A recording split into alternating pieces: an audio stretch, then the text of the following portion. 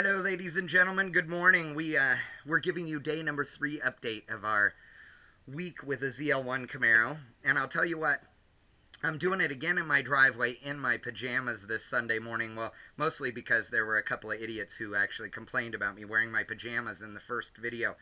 I hate to break it to you, but it was kind of the point. Anyway, we are having a great time with the Camaro. As you know, Thursday night we got it. We went to Irwindale and raced it. Friday, good time. We just cruised it around, treated it like a normal car, went to take the kids to school, went to the grocery store, etc. Yesterday was another race day for us, so we're going to try and race this thing as much as possible this week. And yesterday we did by going out to Camarillo Airport for a private autocross session. There were 10 or 12 cars there, Chris and Carl Dunn and Danny Pinard and all of the guys, the Thurmans, everybody that invited us. We really appreciate it. Thank you very much for including us in that.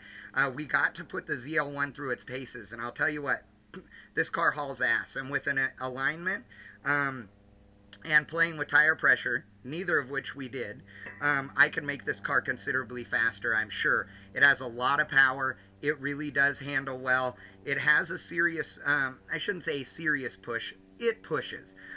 That's normal for an OE car. What we used as our benchmark sort of yesterday was, you know, Blue Balls and all of these other cars that are incredibly well prepared.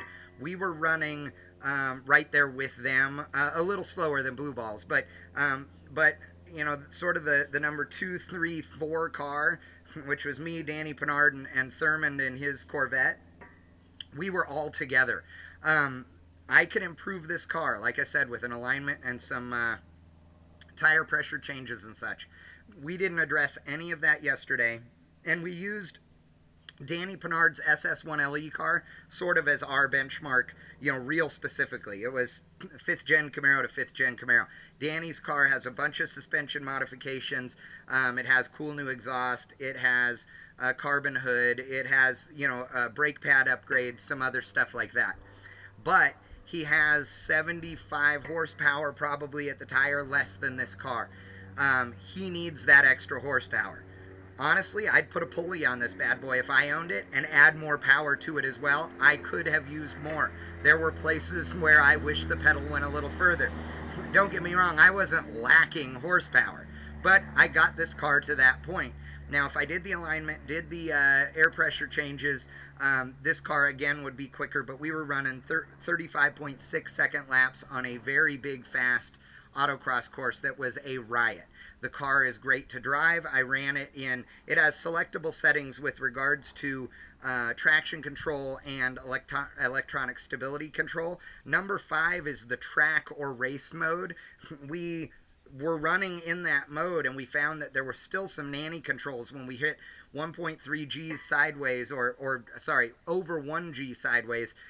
It was cutting fuel and adding a rev limiter, and so, or pulling power, one or the other. Anyway, we drove it that way for a while, got it as quick as it was possibly going to be, and then turned everything off. And with everything off, I was a second quicker, actually, I'm sorry, 0.8 of a second quicker than with the track setting on. It allowed me to drive the car a little bit more aggressively in a couple of spots. The push clearly not going away without trying to drift the thing, which really isn't the quick way around this course. So the car is great. We had a great time with it. We beat on it, I mean, horribly. And the last 100 feet of the race course, we were on the limiter every time in second gear. It didn't make sense to shift, so we bounced it off the limiter. We drove this thing until oil temps were 300 degrees repeatedly, making lap after lap after lap with no more than 3 minutes of break in between runs as we waited for the next cars ahead of us to go, and it just didn't care. We just kept running it and running it. I have to say I'm impressed. This thing doesn't seem to heat soak. I'm normally not the big blower guy, and they heat soak like a madman, and then they make less power. I can't tell that this car does that at all. Coolant temp, oil pressure, all of those things stayed consistent and happy all along, and it makes real boost and it makes real power, and it's fun. We're thrilled to death to be out there. We really appreciate all the guys for inviting us, and again, we're really impressed with the car. On the way home last night, we were really tired.